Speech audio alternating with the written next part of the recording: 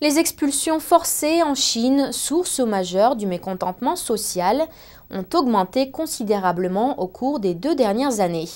Les autorités locales et les promoteurs immobiliers se sont entendus pour saisir et vendre les terres pour payer la dette du gouvernement, a déclaré Amnesty International ce jeudi 11 octobre.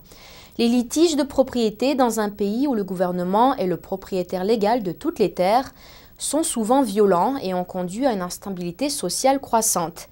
L'un des défis que doit relever une nouvelle génération de dirigeants chinois menée par le vice-président Xi Jinping. Selon ce rapport de 85 pages d'Amnesty rédigé entre février 2010 et janvier 2012, la violence exercée sur les résidents a fait des morts, des emprisonnements et des auto-immolations. Pourquoi voulons-nous sortir le rapport maintenant et faire la lumière? C'est parce qu'il s'agit vraiment d'un scandale, à la fois dans l'ampleur du problème et aussi dans l'incapacité des autorités à agir pour le faire cesser. Des millions de personnes dans le pays qui risquent potentiellement des expulsions illégales forcées et même des protestations concernant ces expulsions sont la question la plus importante du mécontentement populiste dans le pays. C'est donc un énorme problème qui dure depuis de très nombreuses années. Nous pensons que le problème prend plus d'ampleur maintenant et qu'il est vraiment temps de mettre un terme à cela.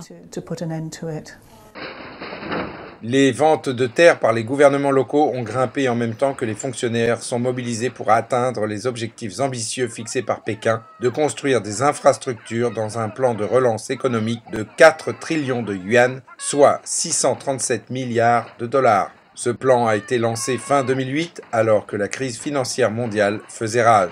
Les activités frénétiques spéculatives ont provoqué une bulle immobilière. Les gouvernements locaux se sont endettés de 1,7 milliard de dollars fin 2010. Comme ils ont emprunté pour construire, ils sont obligés de vendre encore plus de terres afin de rembourser leurs prêts.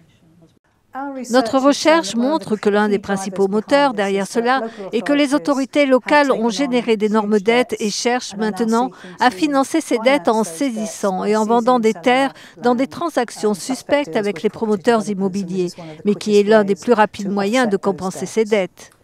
Sur les 40 expulsions forcées que Amnesty a examinées, 9 ont abouti à la mort des personnes protestant ou résistant à l'expulsion. Des groupes de défense des droits ont, à plusieurs reprises, critiqué le gouvernement chinois pour ne pas empêcher les expulsions forcées, surtout quand les gens ont été contraints de faire place à de grands événements, comme les Jeux olympiques de Pékin en 2008 et l'Exposition universelle de Shanghai en 2010.